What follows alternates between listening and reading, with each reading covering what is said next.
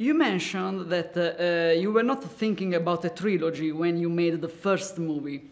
How did Cressida Cowell help you to shape the expansion?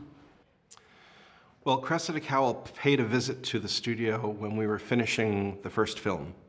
And we had the opportunity to show her the film, and we were talking. And she just said that she was in the process of writing the last book of her series. And in that book, she was going to explain what happened to dragons and why they aren't here anymore. And I thought, whoa, that's really interesting. That's a mystery, but it's also emotional. And you think, well, there used to be dragons here, but they're gone. And what does that mean to the characters of our story as well?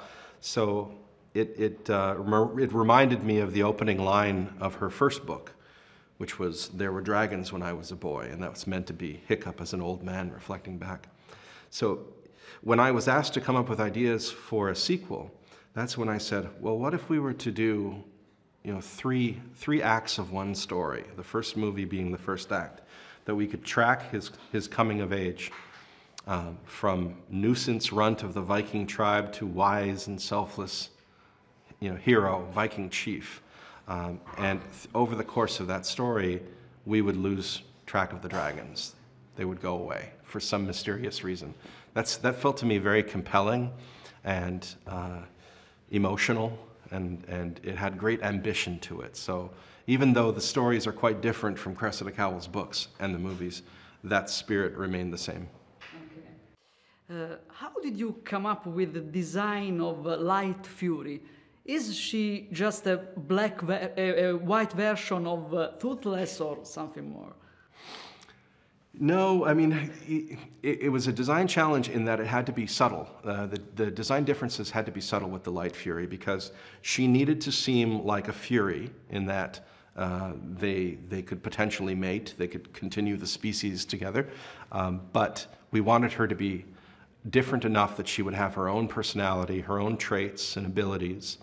And so we gave her subtle differences. We started with Toothless, and then we began shaping and giving her more feline qualities and some sort of feminine accents, but mostly we tried to make her a little more sleek.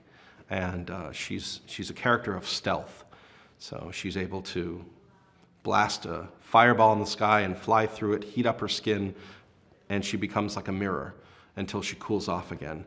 That allows her to slip close to whatever she wants to stalk and observe. And so as a unique ability, that informed her design as well. We wanted to make her as sleek as possible. Okay. Do you feel sad in saying goodbye to Toothless and Hiccup? And do the voice actors feel sad too?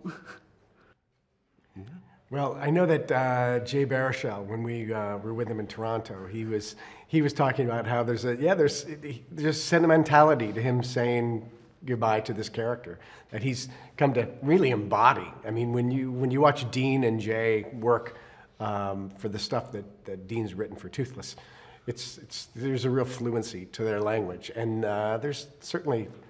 I'm sure I forget how Jay described it in Toronto, but he was something about sentimentality and melancholy. Yeah.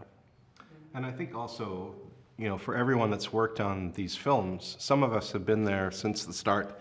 So it's a decade or more of our lives, and it is the end of an era, because not only are we saying goodbye to the characters of the story, but we're saying goodbye in a sense to one another as a team.